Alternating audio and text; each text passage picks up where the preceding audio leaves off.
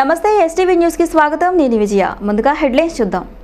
నేటి నుంచి అంగరంగ వైభవంగా ప్రారంభమైన భవానీ దీక్షల విరమణ. సుదీర్ఘ ప్రాంతాల నుంచి తరలివస్తున్న భవానీలు. రాష్ట్ర ప్రభుత్వం ఆదేశాల మేరకు నగరంలో ప్రైవేటు కార్లను తనిఖీ చేస్తున్న ఆర్టీఏ అధికారులు. నవ్యాంధ్ర రాజధాని నిర్మాణానికి రాష్ట్ర ప్రభుత్వం చేపట్టిన ల్యాండ్ పుల్లింగ్ కు చట్టబద్ధత లేదు. హైకోర్టు మాజీ న్యాయమూర్తి లక్ష్మణ్ రెడ్డి వెల్లడి.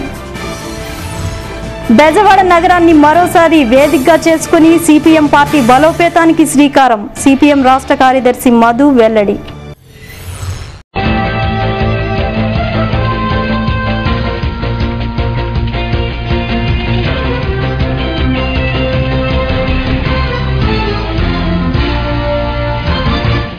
ఇక డీటెయిల్స్ చూస్తే భవానీ దీక్షల విరమణ ప్రారంభం అవడంతో సుదూర ప్రాంతాల నుంచి భక్తులు భవానీ మాలని విరమించేందుకు కనకదుర్గమ్మ ఆలయానికి అధిక సంఖ్యలో విచ్చేశారు. కోరిన కోరికలు తీర్చే ముగ్గురమ్మల మూలపుటమ్మ శ్రీ కనకదుర్గమ్మ అంటే ఎంతో విశ్వాసంతో అమ్మవారి మాల ధరించి ఆమె కృపకు పాత్రలు కావడం ఆనందంగా ఉందని భక్తులు చెబుతున్నారు. రాష్ట్రంలో రెండో అతిపెద్ద ఆలయమైన శ్రీ కనకదుర్గమ్మ సన్నిధిలో భవానీ దీక్షల విరమణలు ప్రారంభమయ్యాయి. ఈ సందర్భంగా మాల ధరించి ఎంతో పవిత్రంగా అమ్మవారికి పూజా కార్యక్రమాలు నిర్వహించి తమ మొక్కులను తీర్చుకునేందుకు అమ్మ సన్నిధికి రావడం ఆనందంగా ఉందని భక్తులు చెబుతున్నారు.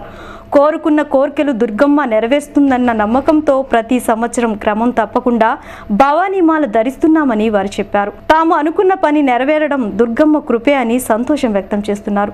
అధికారులు భవానీమాల విరమణ ఏర్పాట్లు బాగానే చేశారని అభిప్రాయాన్ని వ్యక్తం చేశారు. మా కోరికలు తీరుస్తుందని నా తల్లి వేసామండి.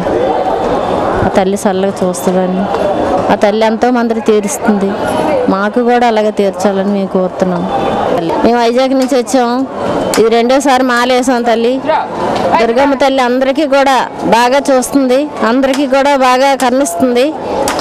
మేము కూడా మాకు కూడా కరుణిస్తుందని చెప్పేసి మేము రెండోసారి వేసాము. తల్లి వేసుకుని అమ్మవారి కోరికలు మాలేసుకుంటే అమ్మవారి కోరికలు మొక్కులు తీరుతాయి. మా గురువు గారు నాగేశ్వరరావు సమక్షంలో వేసుకున్నాం. మా గురువు గారు కూడా ఇప్పుడు 11 సంవత్సరాలు చేసుకుంటాడు. ఆయనకు మా అమ్మ అంటే ఎంతో దైవం. మాకు మొక్కులన్నీ తీరుస్తుంది. ఆవిడ ఎంతో నమ్మకం. మామూలు మాల అయిపోయిన ఆట కూడా మేము వస్తాం. 11వ సంవత్సరం ఆట వస్తున్నాం. అలాగే మా అబ్బాయి నల్లైన పరిస్థితిలో ఉంటే మేము మొక్కుకుని 1 సంవత్సరం వేసుకుంటాం అనుకున్నాను. సంవత్సరం తప్పకుండా నా భావాన్ని నడుతున్నాడు. ఆ భావాన్ని కూడా మాల ఉంచాం. ఇక్కడ ఉన్నాడు ఆ భావాన్ని. ఆ భావాన్ని కూడా మాలేసాం. ఇప్పుడు మాలేసాం వచ్చాడు బాగుంది. అన్న కోరుకున్నా అమ్మవారు అన్ని కోరికలు తీర్చారు. విజయవాడ నగరం రాష్ట్ర రాజధానిగా ఏర్పడిన నేపథ్యంలో రోజురోజుకి ప్రభుత్వ నిబంధనలు పుట్టుకొస్తున్నాయి. నగరం నుండి రవాణా అవుతున్న టాక్సీలో అభద్రత నెలకొని ఉండడంతో రాష్ట్ర వ్యాప్తంగా ప్రభుత్వం నేటి నుంచి తనిఖీలు చేపట్టిందని విజయవాడ డీటీసీ ఎస్ వెంకటేశ్వరరావు చెప్పారు. నిబంధనలకు విరుద్ధంగా కారులో ప్రయాణం జరిపితే వారిపై కఠినమైన చర్యలు ఉంటాయని చెప్పారు. విజయవాడ రవాణా శాఖ అధికారులు ప్రైవేట్ కారులు సుదీర్ఘ ప్రాంతాలకు ప్రయాణికులను తరలిస్తున్న కారుల్లో సరైన భద్రతతో పాటు నియమ నిబంధనలు లేకుండా రవాణాలు జరుగుతుందని, ఈ నేపథ్యంలో ఆర్టీఏ అధికారులు ట్రాన్స్పోర్ట్ అధికారి వెంకటేశ్వరరావు సారథ్యంలో నగరంలోని బెంజ్ సర్కిల్ వద్ద కార్లను ఆపి తనిఖీలు చేపట్టారు. ఈ సందర్భంగా డీటీసీ వెంకటేశ్వరరావు మాట్లాడుతూ రాష్ట్ర ప్రభుత్వం ఆదేశాల మేరకు నగరంలోని ప్రైవేట్ ట్యాక్సీలలో ప్రయాణించే ప్రయాణికుల భద్రతా చట్టం నేటి నుంచి అమలవుతుందని చెప్పారు. కొందరు ప్రైవేటు వ్యక్తులు అక్రమంగా కార్లను తిప్పుతూ ప్రభుత్వ ఆదాయానికి భారీగా గండి కొడుతున్నారని చెప్పారు. ఈరోజు చెకింగ్ అనేటువంటిది చేస్తూ ఉన్నాము. ఈ చెకింగ్లో ఉండేటువంటి ముఖ్యమైన ఉద్దేశం ఏంటంటే క్యాబ్స్ తాలూకా డాక్యుమెంట్లు అన్నీ కూడా కరెక్ట్గా ఉన్నాయా లేవా అనేటువంటిది ఒక అంశం అయితే, ఈ క్యాబ్స్లో ప్రయాణించేటువంటి వాళ్లకు భద్రతాపరమైనటువంటి అంశాలు ఎలా ఉన్నాయనేటువంటిది వెరిఫై చేయడం కోసం ఈరోజు చెకింగ్ అనేటువంటిది ఇక్కడ చేయడం అనేటువంటిది జరుగుతూ ఉంది.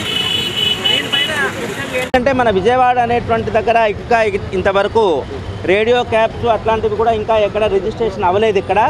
కాకపోతే ఏంటంటే జరిగేటువంటి డెవలప్మెంట్ను దృష్టిలో పెట్టుకొని ముందు ఇక్కడ ఎక్కువ వెహికల్స్ రిజిస్ట్రేషన్ అయ్యేదానికి అవకాశం ఉంటుంది. కాబట్టి సిటీ కూడా డెవలప్ అవుతూ ఉంది. కాబట్టి ఇప్పటి నుంచే కన్జ్యూమర్స్ పైన లేకుంటే ఈ వెహికల్స్ని ఎవరైతే ఎంగేజ్ చేసుకుంటారో వాళ్ళకు కొంత అవేర్నెస్ క్రియేట్ చేస్తే బాగుంటుంది అనేటువంటి ఉద్దేశంతో ఈ తనిఖీలు అనేటువంటివి చేస్తూ ఉన్నాం. నవ్యాంధ్రప్రదేశ్ రాజధాని నిర్మాణం కోసం తెలుగుదేశం ప్రభుత్వం ల్యాండ్ పూలింగ్ కు ఎలాంటి చట్టబద్ధత లేదని, ఈ విధానం ద్వారా రైతుల నుండి భూమి తీసుకునే హక్కు లేదని ఆంధ్రప్రదేశ్ హైకోర్టు మాజీ న్యాయమూర్తి జస్టిస్ లక్ష్మణ్ రెడ్డి చెప్పారు. రాజధానికి భూములు ఇచ్చిన ప్రతి రైతుకు 20 ఏళ్ల పాటు నెలకు 2,000 రూపాయలు ఇవ్వాలని చట్టం చెబుతుందని చెప్పారు. జన చైతన్య వేదిక ఆధ్వర్యంలో రాష్ట్ర సమగ్రాభివృద్ధి రాజధాని నిర్మాణంపై నగరంలో ఐఎంఏ హాల్లో ప్రాంతీయ సదస్సును నిర్వహించారు. ఈ సదస్సుకు ముఖ్య అతిథిగా హైకోర్టు మాజీ న్యాయమూర్తి లక్ష్మణ్ రెడ్డితో పాటు మాజీ మంత్రులు, మాజీ ప్రజాప్రతినిధులు, రైతు సంఘాల నేతలు హాజరయ్యారు. ప్రభుత్వం నిర్మించే రాజధాని ప్రాంతం నుంచి రైతులు అధిక సంఖ్యలో వచ్చారు. ఈ సందర్భంగా హైకోర్టు మాజీ న్యాయమూర్తి లక్ష్మణ్ రెడ్డి మాట్లాడుతూ ల్యాండ్ పుల్లింగ్ అనే ప్రక్రియ ప్రపంచంలోని ఏ చట్టంలో అమల్లో లేదని రైతులకు తెలిపారు. పార్లమెంటు చట్టం ప్రకారం రైతులకు నష్టపరిహారం ఇవ్వాలని, అదేవిధంగా పార్లమెంట్లో చట్టబద్ధత ఉన్న చట్టాల ప్రకారం మే నుంచి రాష్ట్ర ప్రభుత్వం రైతుల నుంచి భూమిని తీసుకోవాలని కోరారు. భూమిపై ఆధారపడి జీవించే వారికి నష్టపరిహారం ప్రభుత్వమే ఇవ్వాలని డిమాండ్ చేశారు. దాని మీద 100% కాంపెన్సేషన్ సొల్యూషన్ కింద ఇవ్వండి. అంటే మొత్తం 4 గంటలు అవుతుంది. మార్కెట్ వాల్యూ మీద 4 గంటలు అవుతుంది. ఒకవేళ అంటే ఇక్కడ ముందు మనం ల్యాండ్ అక్విజిషన్ ఆఫీసర్ ఫిక్స్ చేసిండే మొత్తాన్ని మనం తీసుకోవచ్చు ఆ రోజే. ఎందుకంటే ఇప్పుడు ఈ కొత్త చట్టం ప్రకారం డిక్లరేషన్ ఇచ్చే ముందే మీకు అంత డబ్బులు ఇచ్చేస్తేనే కానీ డిక్లరేషన్ ఇచ్చేదానికి లేదు, మీ దగ్గర నుంచి క్వశ్చన్ తీసుకునేదానికి లేదు. ఆర్ఆర్ బెనిఫిట్స్ కానీ ఈ ల్యాండ్ అక్విజిషన్ కానీ రెండు కూడా డిపాజిట్ చేసిన తర్వాతనే వాళ్ళు భూమి మీదకి వచ్చి పొజిషన్ తీసుకోవాలి. అంతవరకు భూమి పొజిషన్ తీసుకునేదానికి లేదు. కాబట్టి ఈ డబ్బు మీరు ఇప్పుడే ఎంజాయ్ చేయొచ్చు. కోర్టు ఫిక్స్ చేసిన తర్వాత ఈ డిఫరెన్స్ ఎంత ఉందో ఆ డిఫరెన్స్ మీద 1 సంవత్సరానికి డేట్ ఆఫ్ అక్విజిషన్ నుంచి డేట్ ఆఫ్ పొజిషన్ నుంచి 1 సంవత్సరానికి 9% వడ్డీ ఇస్తారు. మళ్ళీ ఎన్ని రోజులు జరిగినా కూడా 15% వడ్డీ ఇస్తారు. అందులో ఇప్పుడు ఈ కొత్త యాక్ట్లో 6 నెలల లోపల డిసైడ్ చేయాలని కూడా ఉంది. కాబట్టి కొంతమంది జడ్జీలను ఎక్కువ చేసే అవకాశం కూడా ఉంటుంది. కాబట్టి తప్పకుండా తొందరలోనే డిసైడ్ అయ్యేదానికి కూడా అవకాశం ఉంది. అట్లా అన్నీ అయితే ఇంకోటి దాంట్లో కోర్టులో అయితే మీరు పొటెన్షియాలిటీ ఆఫ్ ది ల్యాండ్ను కూడా పరిగణలోకి తీసుకుంటారు. పొటెన్షియాలిటీ అంటే ఫ్యూచర్లో దీనికి వచ్చే భవిష్యత్తులో దీనికి కన్వర్ట్ చేసుకునేదానికి అవకాశం ఉందా, ఎంత రేట్ అమ్మేదానికి అవకాశం ఉంది, ఇవన్నీ కూడా పరిగణలోకి తీసుకుంటారు. దాని కింద వచ్చినప్పుడు ఇప్పుడు ఈ మీరు చెప్తున్నారే 10,000 20,000 అమ్మింది అనుకోండి, అరే ఇది ఈ రకంగా అమ్ముతాం సార్, ఆ రోజు మా పక్క భూమి వాడు ఇచ్చినాడు పులి కింద తీసుకున్నట్టు కన్సెంట్ కింద. కమ్యూనిస్టు, మార్కిస్టు ఉద్యమాలకు కేంద్ర బిందువుగా నిలిచిన బెజవాడను మరోసారి వేదికగా చేసుకున్న నవి ఆంధ్రప్రదేశ్లో సిపిఎం పార్టీ బలోపేతానికి శ్రీకారం చుట్టి పార్టీని రెపరెపలాడిస్తామని సిపిఎం రాష్ట్ర కార్యదర్శి పి మధు చెప్పారు. రాష్ట్రంలో సిపిఎం పార్టీకి కాలం చెల్లిందని అనేవారి నోళ్లు మూయించాలని తెలిపారు. నగరంలోని మొగల్రాజ్పురంలో ఒక హోటల్లో సిపిఎం పార్టీ 24వ రాష్ట్ర మహాసభలను పురస్కరించుకుని సిపిఎం పార్టీ నాయకులతో పలువురు ప్రముఖులతో సమావేశం నిర్వహించారు. ఈ సమావేశానికి సిపిఎం రాష్ట్ర కార్యదర్శి పి మధు హాజరయ్యారు. ఈ సందర్భంగా సిపిఎం రాష్ట్ర కార్యదర్శి మధు మాట్లాడుతూ రాష్ట్ర పరిపాలనలో కమ్యూనిస్టు, మార్కిస్టు పార్టీలు పాత్ర లేకపోవడంతో ప్రజలకు నిత్యం ఎదురవుతున్న సమస్యలను రాష్ట్ర ప్రజలు జీర్ణించుకోలేకపోతున్నారని చెప్పారు. ఫిబ్రవరి నెలలో 8, 9వ తేదీల్లో విజయవాడ నగరంలో తుమ్మలపల్లి కళాక్షేత్రంలో సిపిఎం పార్టీ 24వ రాష్ట్ర మహాసభలు జరగనున్నాయని చెప్పారు. ఈ మహాసభలకు సిపిఎం పార్టీ జాతీయ కార్యదర్శి ఏచూరి కారత్, జాతీయ నాయకులు బివి రాఘవులు, సీతారాం ఏచూరి, తమ్మినేని వీరభద్రరావు హాజరు కానున్నారని చెప్పారు. రాష్ట్ర ప్రభుత్వం సిపిఎం పార్టీని నేరుగా ఎదుర్కొనే సత్తా లేక దొడ్డిదారిన తమ పార్టీ నేతలను అక్రమంగా అరెస్ట్ చేయడం దారుణమని మండిపడ్డారు.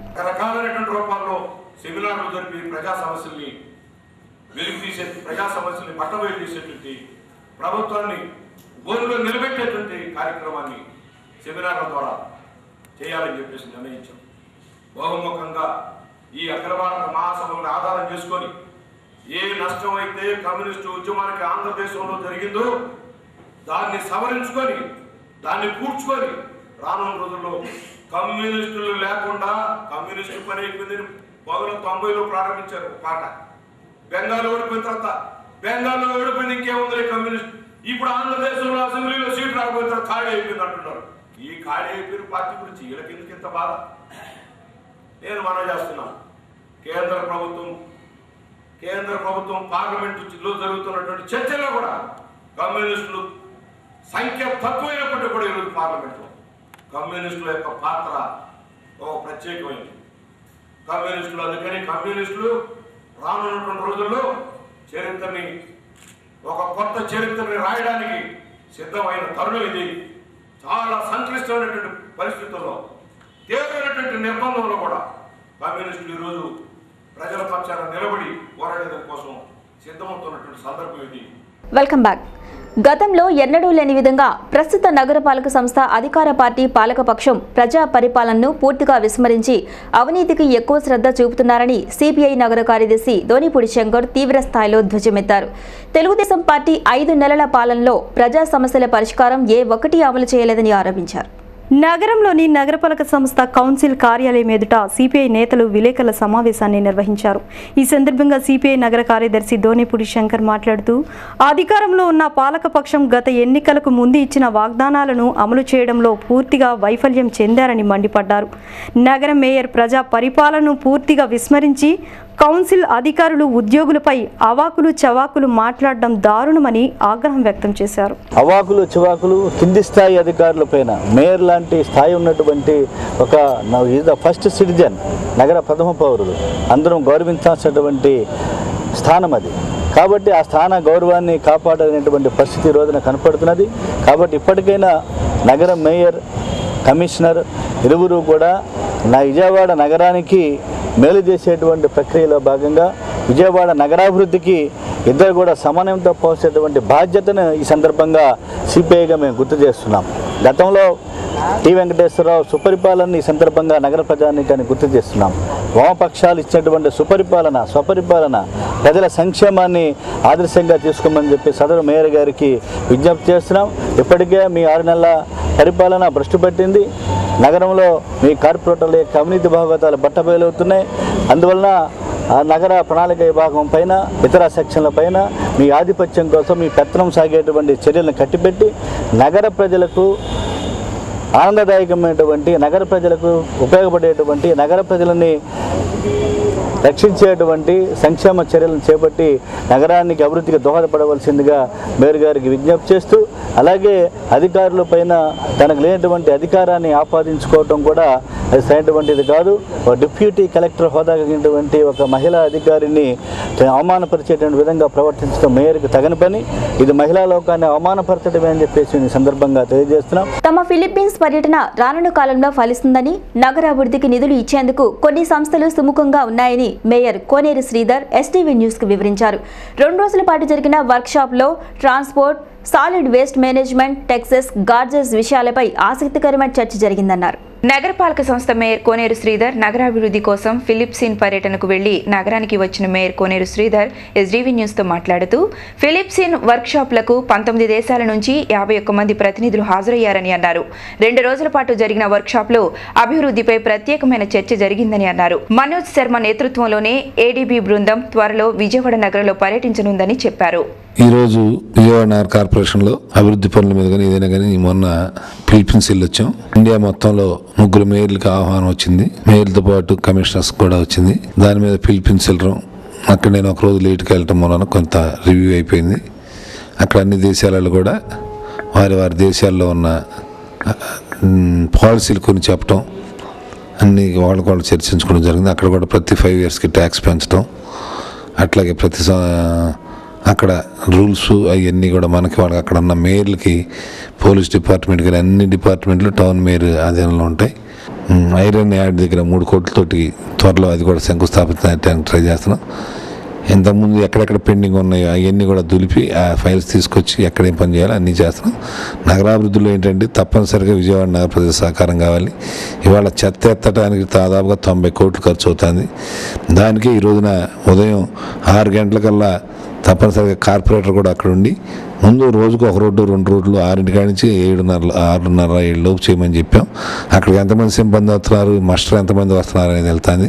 అట్లాగే ఆఫీసర్స్ కూడా ఆ టైంకి అక్కడికి వెళ్ళాలని చెప్పాం. వీటి మీద కొంతమందికి అప్పుడే ఇబ్బంది కలుగుతుంది.